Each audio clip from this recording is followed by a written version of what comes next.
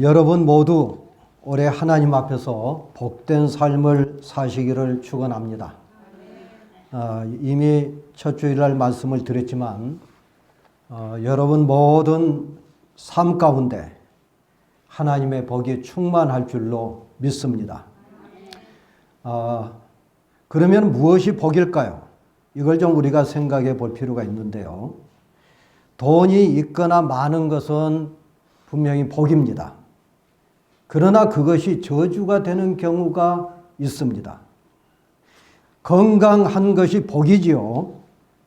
그런데 건강한 것 때문에 방탕하고 타락한 경우가 있습니다. 좋은 대학교 졸업하고 좋은 직장에 들어가는 것은 분명 복입니다. 그런데 그 일이 자신의 일이 아닐 수도 있습니다. 그래서 나는 행복하지 않는데 주변 사람들은 날더러 뭐가 그리 불만이 많냐고들 말합니다. 나는 팔자 좋게 누워서 지내고 싶은데 하나님은 일어나서 땀을 흘리라고 말씀하십니다. 나는 하나님께 칼을 달라고 간구하는데 내 성질머리를 아시는 하나님은 결코 칼을 손에 쥐어주지 않으십니다. 도대체 뭐가 문제일까요? 내가 생각하는 복과 사람들이 나를 바라보는 복이 다르다는 데 있습니다. 내가 원하는 복과 하나님께서 나에게 주시고자 하시는 복이 다르다는 것입니다. 그러니 나에게 맞는 복을 구하고 찾고 두드려야 되는데 남들이 말하는 복을 나도 찾고 나도 두드리고 나도 간구하는데 문제가 있지 않나 싶습니다. 말하자면 주님께서 우리에게 주시고자 하시는 복이 무언가 그것을 먼저 간파하고 그것을 원해야 된다는 것이죠. 사람들이 돈을 번다라고 그래서 하나님 나에게도 돈 주십시오 하고 간구하는 것이 정작 그게 복이겠는가 하는 얘기입니다. 자, 그럼에도 불구하고 우리 모두가 구해야 될 복이 있습니다. 그것은 지난주 말씀을 드렸습니다마는 빛으로 오신 주님을 영접하는 일입니다. 빛으로 오신 주님을 영접하고 구원을 받아서 영생을 누리는 것, 그게 참 복입니다. 그런데 여기에서 또 하나 문제가 있습니다. 어떤 사람은 주님을 영접했다고 합니다. 그리고 구원받아서 영생을 얻었다고 합니다. 교회 생활도 열심히 합니다. 그런데 문제는 삶의 변화가 없습니다. 마음은 왜곡되어 있습니다. 얼굴은 어둡습니다. 옷을 새 옷으로 갖추어 입어도 밝기는커녕 칙칙하게 보일 따름입니다. 도대체 뭐가 문제일까요? 오늘 본문 말씀을 통해서 그 답을 찾고 하나님께 영광을 돌려야 될 줄로 믿습니다. 오늘 본문을 찬찬히 들여다보면 아주 재밌게 되어 있습니다. 여러분, 우리 성경이 얼마나 아름답게 문학적으로 잘 표현되어 있는가를 잘 가르쳐주는 본문인데요. 먼저 5절 말씀을 보면은 우리가 그에게 듣고 너희에게 전하는 소식은 이것이니, 이거는 도입부라고 할 수가 있겠죠. 곧 하나님은 빛이시라 그에게는 어둠이 조금도 없으시다는 것이니라. 이 말씀은 전체 맥락에서 명제라고 할 수가 있습니다. 하나님은 빛이시다 하는 겁니다. 그 다음에 본문의 특징이 6절부터 10절까지 매 절마다 만일이라고 하는 가정법 접속사가 문두에 나옵니다. 7절에 없는 것 같습니다만은 헬라 원전에 보면은 7절 문두에도 만일이라고 하는 단어가 있습니다. 그런데 이 6절, 7절, 8절, 9절, 10절에도 만일이 나오는데요. 이 말씀을 자세히 들여다보면은 같은 말들이 반복되고 있는 것을 볼 수가 있습니다. 먼저 6절 말씀을 보면 우리가 하나님과 사귐이 있다 하고, 여기 이 말씀은 사실상 10절까지 걸립니다. 그래서 만일 우리가 하나님과 사귐이 있다 하고, 이거는 이제 가로로 치고 본다면 만일 어둠에 행하면 그 말이 되겠어요. 만일 어둠에 행하면, 그러면 거짓말을 한다는 거죠. 이건 부정적인 말입니다. 어둠에 행한다고 하는 게 부정적인 의미죠.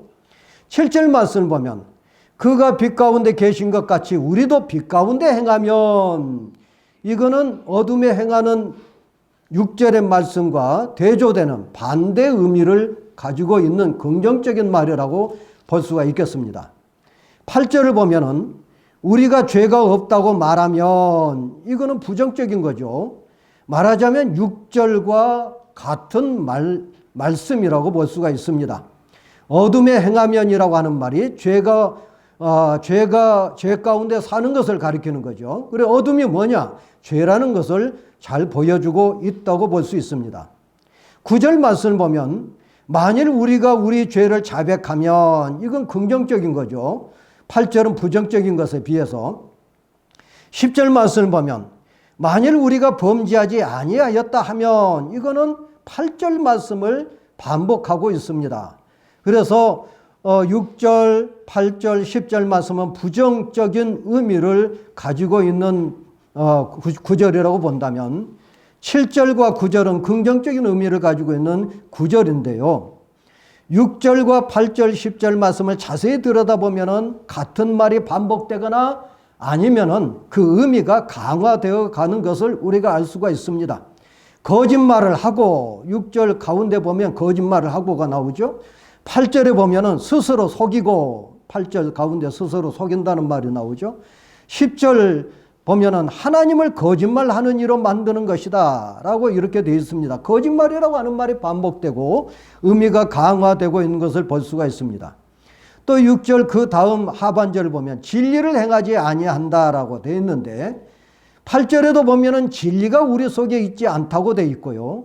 10절 끝머리 보면은 말씀이 우리 속에 있지 않다고 되어 있습니다. 진리의 말씀이 같은 의미인 것을 여기서 우리가 알 수가 있습니다. 의미가 발전되고 강화되어 가는 것을 볼 수가 있죠. 긍정적인 의미를 가지고 있는 7절과 9절도 마찬가지입니다.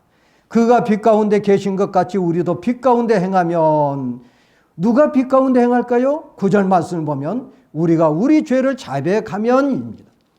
우리가 빛 가운데 행하려면 죄가 없어야 되겠죠. 허물이 있으면 안 됩니다. 따라서 죄를 자백해야 된다는 것이죠. 그렇게 죄를 자백하면 미쁘시고 의로우사 우리 죄를 사하시고 우리를 모든 불의에서 깨끗하게 하신다. 이게 9절인데요. 7절 말씀 하반절도 같은 말입니다. 우리가 서로 사귐 있고 그 아들 예수의 피가 우리를 모든 죄에서 깨끗하게 하실 것이요, 깨끗하게 하신다고 하는 말씀이 7절과 9절에서 다시 반복되고 있는 것을 보게 됩니다. 자, 이 말씀을 제가 이렇게 자세히 말씀을 읽어드린 이유는 성경이 굉장히 아름다운 문체로 되어 있을 뿐만이 아니라 무작위적으로 이렇게 쓰여진 성령의 감동에 의해서 쓰여졌기 때문에 너무나 당연한 거라고 볼 수 있겠지만은, 그러나 요한 사도가 이렇게 아주 치밀하게 문장과 단어와 그리고 의미를 생각해 가면서 말씀을 기록한 것을 우리가 여기서 볼 수 있습니다. 그러면은 우리가 이 말씀을 통해서 깨달을 수 있는 진리는 뭘까요? 첫 번째는 하나님은 빛이시다 하는 것입니다. 하나님은 빛이시다, 하나님은 뭐뭐다라고 하는 말은 요한이 사용하는 문체입니다. 요한일서 4장 8절에 보면 하나님은 사랑이시라 그리 되어 있고요. 요한복음 4장 24절에 보면 하나님은 영이시라 이리 되어 있습니다. 말하자면 하나님은 사랑이시고 하나님은 영이시고 하나님은 빛이라고 하는 이 말씀은 하나님의 속성을 잘 표현한 말씀이라고 볼 수가 있죠. 오늘 본문 성경에 나오는 하나님은 빛이시라 했을 때 이 빛은 지난주에도 말씀을 드렸습니다마는 헬라어로 포스라고 하는 건데, 이 포스라고 하는 이 빛이라고 하는 이 단어는 유일하게 태양빛에만 적용하고 있다는 겁니다. 희미한 달빛이나 수많은 빛이 있는 별빛을 가리키지 아니하고 유일하고 강력한 빛을 가지고 있는 태양빛을 가리킬 때에 포스를 사용하고 있는데, 그렇기 때문에 예수 그리스도나 하나님에게 적용할 때에 반드시 이 포스라고 하는 단어를 사용하고 있다는 것입니다. 더더군다나 이 포스는 인간뿐만 아니라 모든 동식물에게 생명을 부여하는 햇빛을 가리킨다는 점에 있어서 하나님의 속성으로서 매우 적합한 단어다 이렇게 볼 수 있습니다. 하나님은 우리에게 생명을 부여해 주시는 분이기 때문에 그렇죠. 자, 이 빛은 하나님의 어떤 속성을 지니고 있을까요? 주석가들마다 약간씩 다릅니다만은 어떤 이는 하나님의 광명과 계시를 나타낸다고 주장하고, 어떤 이는 하나님의 진실과 정의를 나타낸다고 말하고, 어떤 이는 하나님의 지혜와 사랑을 나타낸다고 말을 하고, 어떤 이는 하나님의 성결과 순결을 가리킨다고 말을 합니다. 그러나 저는 이 햇빛으로 은유된 하나님의 빛은 하나님의 생명을 가리키는 속성이라고 봅니다. 신구약 성경에서 우리가 믿는 하나님은 살아계신 하나님이십니다. 살아계신 하나님이시라고 하는 이 말은 이방 신들과 확연하게 다른 매우 특징적인 하나님의 속성이라고 하는 것을 우리가 알 수 있습니다. 살아계신 하나님은 죽음의 신이 아니라는 얘기입니다. 살아계신 하나님은 생명의 하나님이시라는 얘기입니다. 마치 태양이 모든 동식물에게 생명을 부여하듯이 생명의 하나님은 그리스도 안에 있는 모든 이들에게 생명을 주시는 하나님이시라는 겁니다. 따라서 하나님은 빛이라고 했을 때에 그 빛은 생명을 은유한다고 봅니다. 여러분, 하나님은 빛이십니다. 그분에게는 어둠이 조금도 없으십니다. 어둠이 조금도 없다라고 하는 이 헬라어 원문은 그리고 그분 안에 어둠이 없습니다. 아니, 조금도 없습니다. 이렇게 표현되어 있습니다. 하나님의 빛이십니다. 그리고 그분 안에는 어둠이 없습니다. 아니, 조금도 없습니다. 하는 말씀입니다. 여러분, 하나님 안에는 어둠이 없습니다. 아니, 조금도 없으십니다. 여러분 믿으십니까? 어둠은 죽음을 말합니다. 어둠은 죽음을 말하고 사망을 말합니다. 빛은 생명을 은유합니다. 생명은 기쁨입니다. 생명은 소망입니다. 생명은 행복입니다. 빛이신 하나님께서 여러분 모두에게 생명의 빛을 부어주시기를 축원합니다. 그리하여서 여러분과 여러분 가정에 어둠이 없기를 축원합니다. 올 한 해 동안에는 어둠을 물리치고 주님의 빛으로 충만한 가정이 되시기를 축원합니다. 기쁨이 있기를 축원합니다. 소망이 있기를 축원합니다. 행복이 가득하기를 축원합니다. 두 번째로 하나님과 여러분 사귐을 가지십시오. 하나님과 사귐을 가져야 됩니다. 이 말은 굉장히 중요합니다. 우리는 피조물이지 않습니까? 우리는 지구상에 살아있는 70억 명 가운데 하나의 개체일 뿐입니다. 그런데 우리가 창조주 하나님과 사귐을 갖는다는 것이 이게 보통 일이겠습니까? 한간 먼지에 불과한 우리가 창조주 하나님과 사귐을 갖는다는 것, 얼마나 흥분되는 일입니까? 얼마나 영광스러운 일입니까? 여러분, 우리가 보통 누구와 사귄다고 한다면 나이나 신분이나 학벌이나 소유나 직업이나 모든 면에서 비슷해야 됩니다. 그렇지 아니하면 분열이 일어나고 마침내 사귐이 깨지게 되는 것입니다. 하지만 우리 하나님께서 우리를 창조주 하나님께서, 거룩하신 하나님께서, 전지하시고 전능하신 하나님께서 우리와 사귀기를 원하신다는 것은 우리를 자녀로 삼으셔서 신분과 그리고 모든 것들이 주님과 동등하게 끌어올린 다음에 우리와 사귐을 갖기를 원하신다는 것이지 않겠습니까? 여러분, 하나님과 사귐을 갖기를 축원합니다. 영광입니다. 감격할 만한 일이지요. 하나님과 사귄다고 하는 게 얼마나 영광스러운 일입니까? 올해는 여러분 모두 하나님과 깊은 사귐을 갖기를 축원합니다. 누구도 맛보지 못한 감격을 누리기 바랍니다. 빛이신 하나님과 사귐을 가지시고 누구도 누리지 못한 복된 삶을 누리시기를 축원합니다. 여기에 문제가 있습니다. 빛은 어둠과 공존하지 못합니다. 따라서 우리가 하나님과 사귐이 있다고 한다면 어둠에 행할 수가 없습니다. 하나님은 빛이라고 하셨습니다. 빛이신 하나님과 사귐을 갖는다고 하면서 어찌 어둠 속에서 행할 수 있겠습니까? 어찌 빛이신 하나님과 사귀면서 어둠 속에서 행할 수가 있겠습니까? 만일 어둠 속에서 살고 있으면서 하나님과 사귄다고 말한다면 그것은 거짓말하는 것입니다. 진리를 행한 것이 아닙니다. 진리를 행할 수 없는 것입니다. 여러분, 어둠이 무엇입니까? 어둠이 사망이라고 하는 것을 말씀을 드렸습니다. 왜 사망이 왔습니까? 무지하기 때문입니다. 왜 사망이 왔습니까? 불신앙이기 때문입니다. 왜 사망이 왔습니까? 불순종하기 때문에 사망이 온 겁니다. 그러기 때문에 죽음이 온 것 아니겠습니까? 그게 곧바로 어둠이라고 하는 것이지요. 죄가 무지를 갖고 불신앙을 불러오고 불순종하게 하고 마침내 죽음에 이르게 한다는 것입니다. 영원한 죽음입니다. 이 모든 것의 근원인 죄를 먹고 마시면서 거룩하신 하나님과 사귐을 가질 수는 없다는 얘기입니다. 물론 어떤 사람은 스스로 고상한 척하면서 나에게는 죄가 없다고 주장할지 모르겠습니다. 또 어떤 사람은 스스로 의롭게 산다고 주장할 수도 있습니다.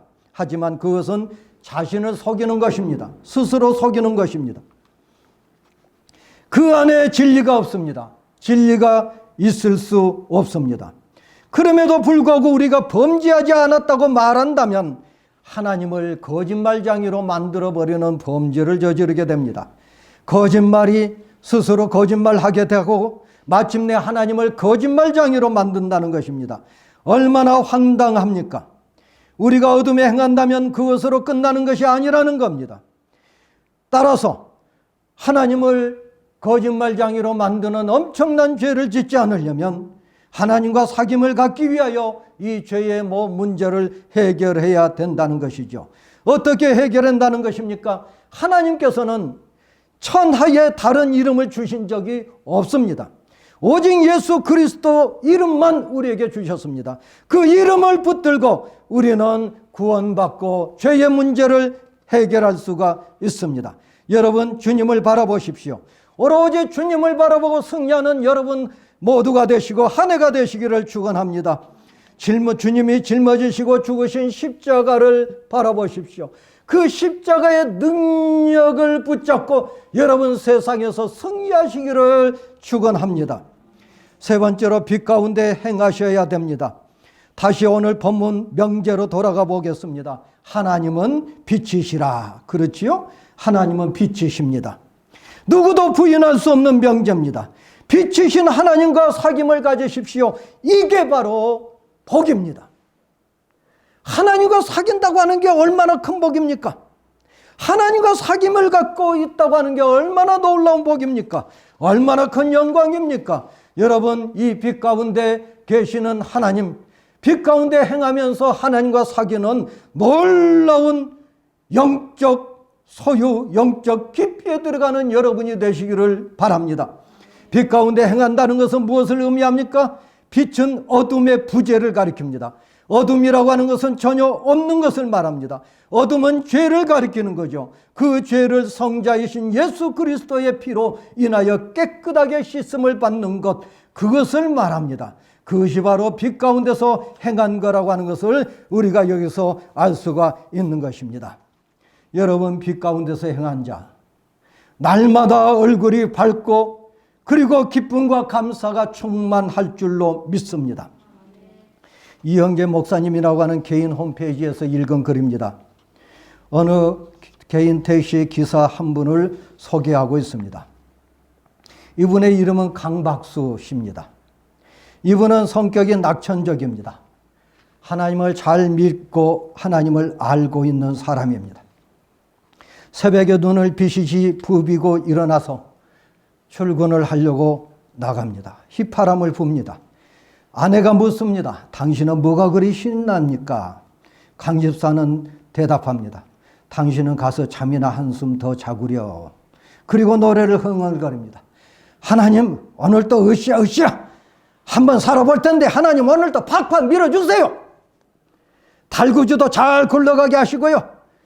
아무리 사랑스럽지만은 다른 달구지하고 절대로 키스하면 안 됩니다 하면서 집을 나갑니다. 첫 번째 손님을 만났습니다. 길 저쪽에서 안경을 쓴 여자분이 손을 흔듭니다.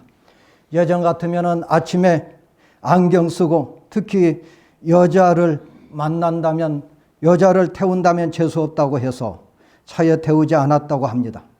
지금은 손 흔든 사람이라면 무조건 오케이. 어서 오십시오. 굿모닝 하고 인사합니다. 형식적인 인사가 아닙니다.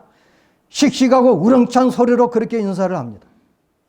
그러면은 그렇게 인사하니까 이 여자분이 이 양반이 도대체 지금 무슨 세상에 이렇게 인사를 하나? 아니지, 기사 양반 성질 건들렸다가 손해보니까 입 다물고 있어야지. 그렇게 한 것 같습니다.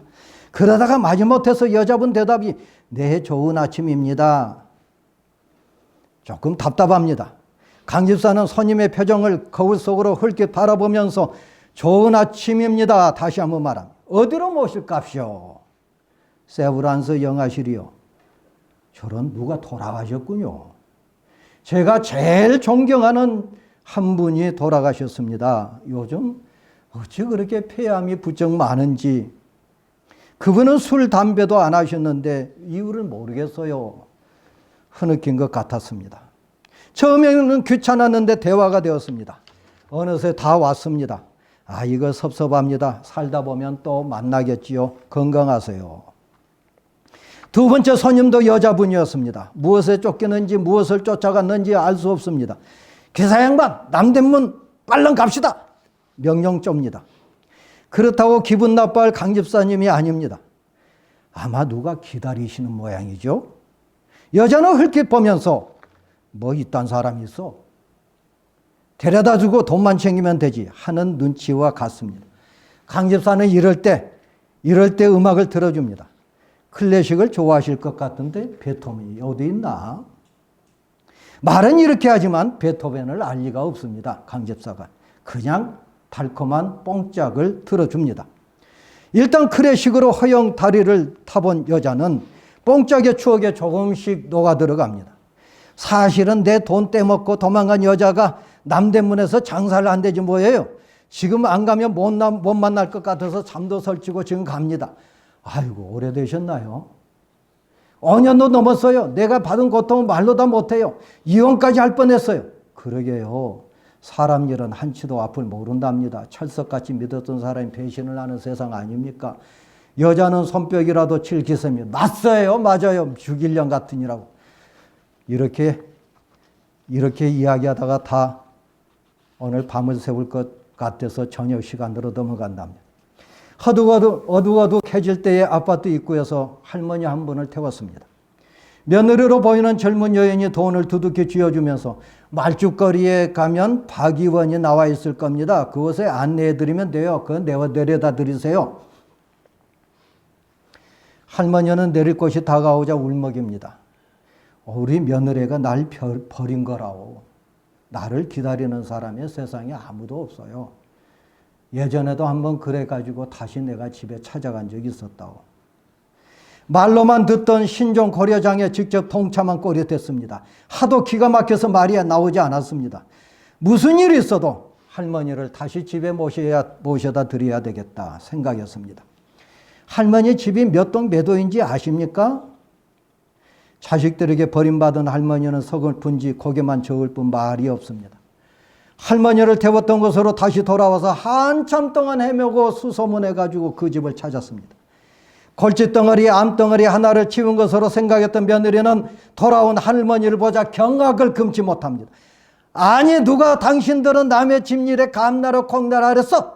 시퍼런 젊은 여자가 나이 든 강집사를 향하여서 삿대질을 하면서 반말로 퍼붓습니다.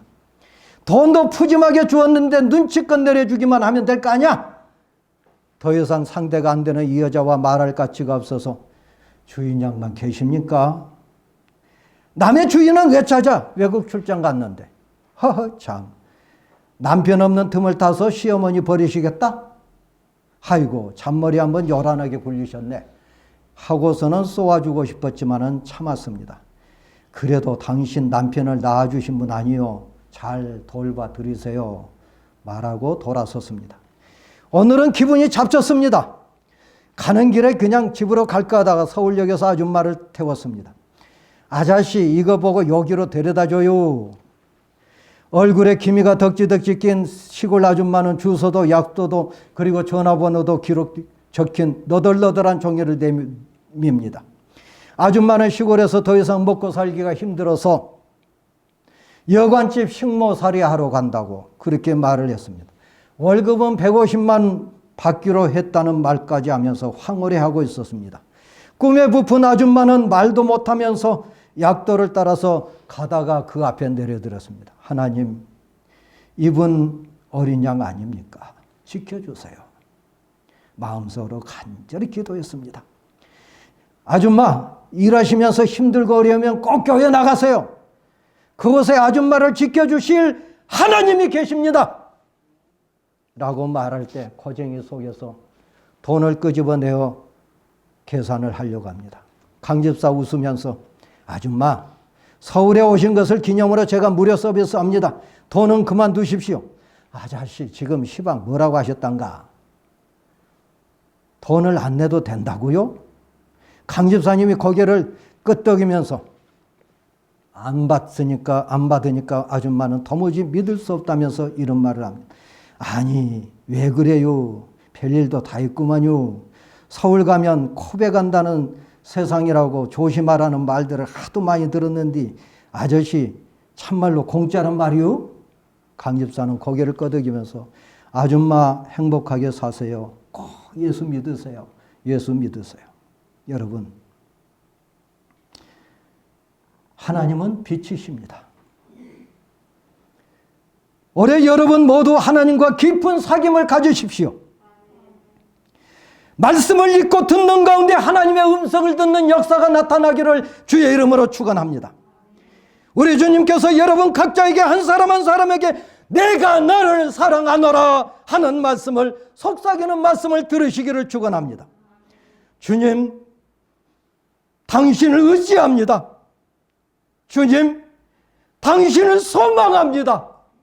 주님, 당신을 사랑합니다. 고백하시는 여러분이 되시기를 축원합니다. 주님과 깊은 사귐을 갖기 위하여서 십자가를 바라보십시오. 주 예수 그리스도의 십자가를 바라보지 아니하고서는 하나님과 깊은 사귐 속에 들어갈 수가 없습니다. 빛 가운데 행하십시오. 오만 가지 지저분한 것들은 다 내려놓고 오로지 빛 가운데서 행하면서 우리 주님과 더불어 먹고 마시고 동행하는 여러분이 되시기를 축원합니다. 살아계신 하나님께서 여러분을 생명으로 충만하게 하시고 여러분에게 기쁨과 소망과 행복을 가져다 주실 것입니다. 은혜로우시고 자비로우신 아버지 하나님 감사합니다. 하나님은 빛이신데 우리가 어둠 속에서 헤매고 있지는 않는지요. 하나님은 의로우신데 우리는 불의 속에서 살아가고 있지는 않은지요. 하나님은 생명이신데 우리는 어둠 속에서 죽음을 찾아가고 있지는 않는지요. 자비로우시고 은혜로우신 아버지 하나님, 올 한 해 동안에 빛이신 하나님과 사귐 있는 우리 모든 교우들이 되게 하여 주시옵소서. 주님과 깊은 사귐 속에서 생명을 얻되 풍성한 생명을 얻고 영생을 얻게 하여 주시고, 주님과 깊은 사귐 속에서 기쁨이 충만하되 놀라운 기쁨으로 충만하게 하여 주시옵고, 소망으로 충만하며 그리고 우리 하나님께 드리는 사랑으로 충만한 우리 교우들 되게 하여 주시옵소서. 자비로우신 아버지 하나님, 험악한 세상에서 우리에게 주신 놀라운 은혜를 받아 승리하는 우리 모두가 되게 하여 주시옵소서. 예수님 이름으로 기도하옵나이다. 아멘.